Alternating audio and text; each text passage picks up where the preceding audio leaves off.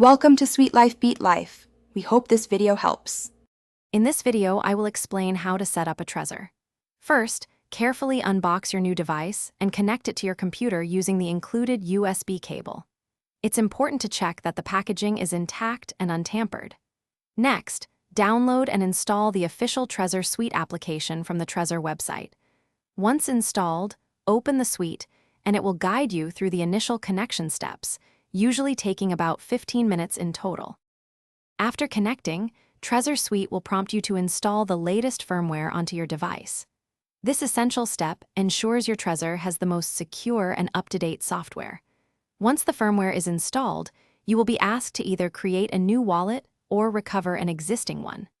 For a first-time setup, select Create New Wallet and confirm this action directly on your Trezor screen.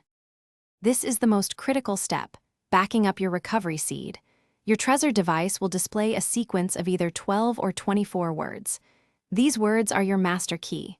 Write each word down precisely, in the correct order, on the recovery card provided. Never take a digital photo or store this seed online. Keep this physical backup in a very safe, private, and offline place. Finally, you will set a personal identification number, or PIN, for your Trezor. The device will show a randomized 9-number grid. Use this to enter your PIN on your computer screen. This unique method prevents keyloggers from capturing your PIN. After setting and confirming your PIN, you can complete the setup in Trezor Suite. Your Trezor is now ready to securely manage your digital assets. Thanks for watching. Consider subscribing if we helped you.